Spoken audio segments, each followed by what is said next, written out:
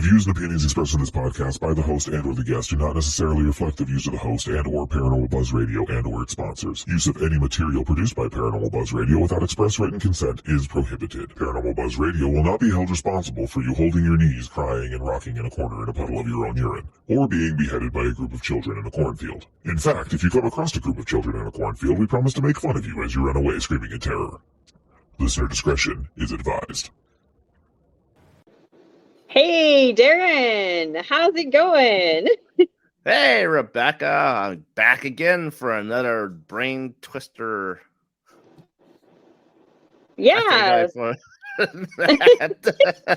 Another fun chat. Shay is still recuperating from her surgery. She's doing pretty good, but she's still resting up and doesn't want to put up with my mental gymnastics.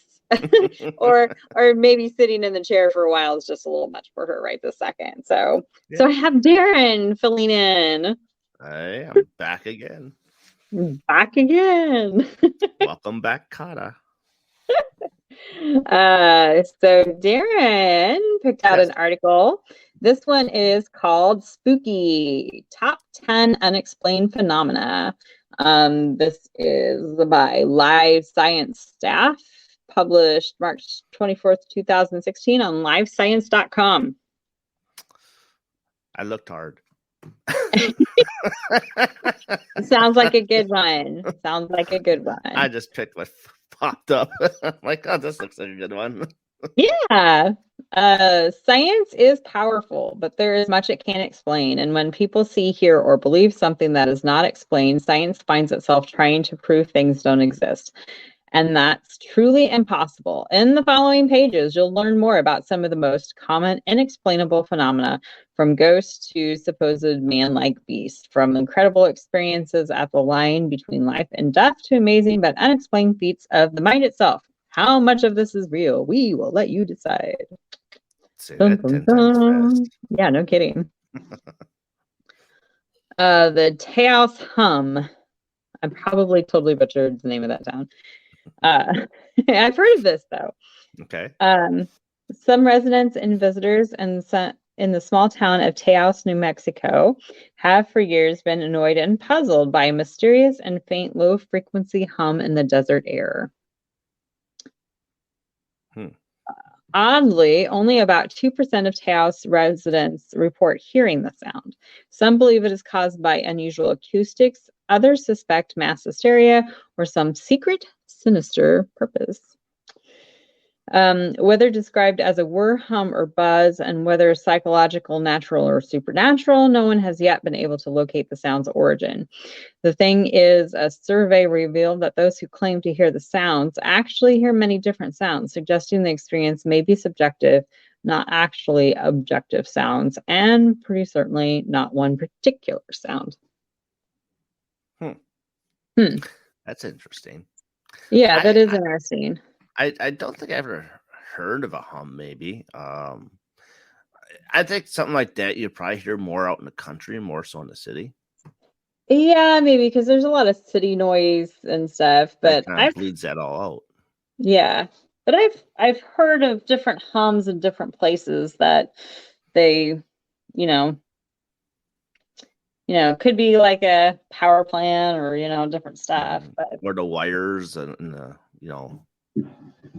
Right. I think it's interesting though that not everybody's hearing it, or hearing it the same. So that's kind of strange. Yeah. I have to maybe think about that next time I go out in the country. Yeah. Bigfoot. Dun, dun, dun. Oh boy, Bigfoot. For decades, large, hairy, man-like beasts called Bigfoot have occasionally been reported by eyewitnesses across America. Despite thousands of Bigfoot that must exist for a breeding population, not a single body has been found. Not one has ever been killed by a hunter, struck dead by a speeding car, or even died of natural causes. In the absence of hard evidence like teeth or bones, support comes down to eyewitness sightings and ambiguous photos and films. So it is logically impossible to prove a universal negative. Science will never be able to prove that the creatures like Bigfoot and the Loch Ness Monster do not exist. It is possible that these mysterious beasts lurk far from prying eyes. Call us skeptical. These people are really skeptical. And check out our complete story about Bigfoot. Yeah, none of those people are totally skeptical. Well, I have to say I agree. I do not believe in Bigfoot. They brought up some valid points. I will admit they brought up some valid points there. I mean, I could see we're a big giant man full of hair running through the woods, but how do you know if that's just a really old man? that's in speed, or just all of a sudden just disappears out of nowhere. I mean, Right. I mean, I've heard that they could be interdimensional creatures, and that's why we don't find bodies of them, because they are, interdimensional. Well, I call them alien because I think they're aliens. Yeah, I was gonna say that's kind of stretching our boundaries a little bit of there of, And then you got guys out there to find their crap and say it's them, and I'm like, okay, whatever. Yeah. Until I see one face to face, which I'll probably die from anyway, but then I'll believe it. Okay, next, intuition. Let's see if This is a good one. Intuition. See if they're skeptical. Whether we call it a gut feeling, a sixth sense, or something else, we have all experienced intuition at one time or another. Of course, gut feelings are often wrong. How many times during aircraft turbulence have you been sure your plane was going down? But they do seem to be right much of the time. Psychologists note that people subconsciously pick up information about the world around us, leading us to seemingly sense or know information without knowing exactly how or why we know it. But cases of intuition are difficult to prove or study, and psychologically may only be part of the answer. If your intuition is telling you that the next slide is about mysterious disappearances, you're right. I believe in intuition. Yeah, I do too. There are certain things that I can't explain. Numerology is one of them. Look at my phone. I see 111, 5s, 4s. Right. The sense of that, like I put something in the microwave or the oven, and it's like set for like 20 minutes, and I just get up because I had the feeling that it's almost done, and it's just like 20 seconds left. Right. No, like I said, I think these people are kind of skeptical, but no, I believe in intuition for sure. Absolutely. There's a lot of ways you can go with that one. Yeah. All right. Mysterious disappearances. People disappear for various reasons. Most are runaways. Some succumb to an accident. A few are abducted or killed, but most are eventually found.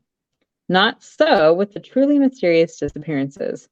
From the crew of the Marie Celeste to Jimmy Hoffa, Amelia Earhart, and Natalie Holloway, some people seem to have vanished without a trace.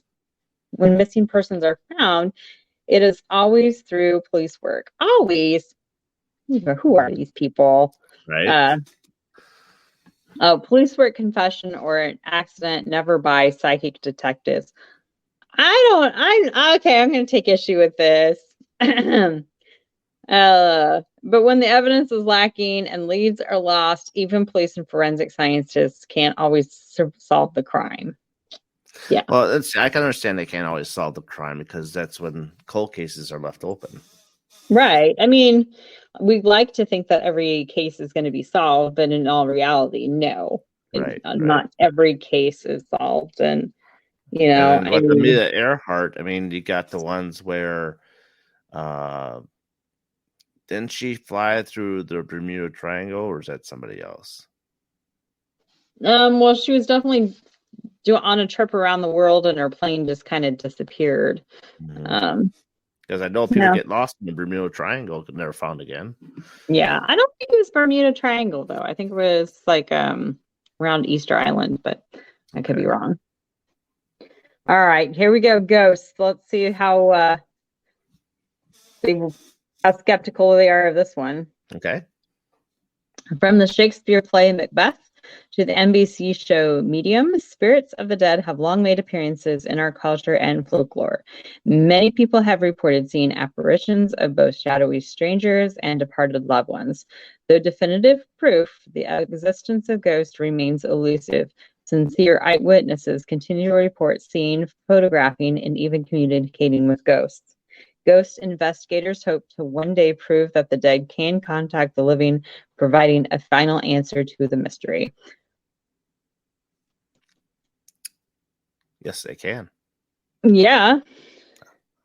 We wouldn't be paranormal investigators if we didn't think that way. Right, exactly. And that's why we do all our experiments, just to prove the point. That I mean, depending on not always talking to the right person, maybe, but I think there's enough proof now that, there's definitely paranormal activity. It's just the question of, is it the spirit of a departed loved one? Or, I mean, is it a spirit of a person that's passed away? Or is it an elemental? And I mean, I think being a paranormal investigator, there's no doubt in our mind that there's ghosts. right. So if we didn't think there was ghosts, we wouldn't be doing what we do. Exactly. Mm-hmm. Deja vu is the next one. I like this one. Yeah. Deja vu is a French phrase meaning already seen, referring to the distinct, puzzling, and mysterious feeling of having experienced a specific set of circumstances before. A woman. Why are they picking on the women? A woman might walk into a building, for example, in a foreign country she'd never visited, and sense that the setting is eerily and intimately familiar. Some attribute deja vu to psychic experiences or unbidden glimpses of previous lives. As with intuition, research into human psychology can offer more naturalistic explanations, but ultimately the cause and nature of the phenomenon itself remains a mystery. Yep. Well, in this one, they didn't really mention astral projection. Not yet, anyway. And most definitely deja vu happens, because that's happened to me plenty of times. Oh, yeah. Especially through dreams.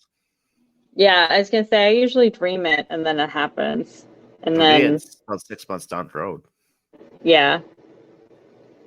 Yeah, I mean, I think deja vu is definitely real, but what it is, I don't know, timeline jump, maybe? I think so. Maybe time loss. Mm-hmm. Could be. I mean, it's just like, I don't know if this is a very good comparison, but like the Amityville Horror Murders, Mm-hmm. when the gun went off, time lost there because they say that nobody heard it. Yeah, could be. Mm-hmm. Could be. All right, next one, UFOs. See how skeptical they are about UFOs. There is no doubt that UFOs, unidentified flying objects, exist. What? They're just like, oh yeah, no, they exist. I haven't seen it yet. I know. Many people see things in the sky they cannot identify, ranging from aircraft to meteors. Whether or not any of those objects and lights are alien spacecraft is another matter altogether. Given the fantastic distances and effort involved in just getting to Earth from across the universe, such a scenario seems unlikely. Still, while careful investigation has revealed known causes for most sighting reports, some UFO incidences will always remain unexplained. So are they talking about the designs in the cornfields? I don't know. These people are really skeptical on everything. Yeah, they are. It's like, I would love to get them in a really haunted location and just see how crazy they go. Yeah, I know, right? I think they probably shit themselves. Probably. Okay, near-death experiences and life after death. This seems to be like a popular one because I've heard this being brought up a lot lately. I have too. It seems to be like a catalyst for paranormal encounters. Like if you go through near-death experience, then you are going to have like, a connection with the other side type stuff. Mm-hmm. And also it triggers with a person I follow on Instagram. She's called Hospice Nurse Julie. Yeah. Oh, yeah. She's got some fantastic stories about people are just getting ready to die. Interesting. Mm-hmm. People who were once near death have sometimes reported various mystical experiences, such as going into a tunnel and emerging in a light, being reunited with loved ones, and a sense of peace, etc., that may suggest an existence beyond the grave. While such experiences are profound, no one has returned with proof or verifiable information, from beyond the grave. Skeptics suggest, I think these people are the skeptics, that the experiences are explainable as natural and predictable hallucinations of a traumatized brain.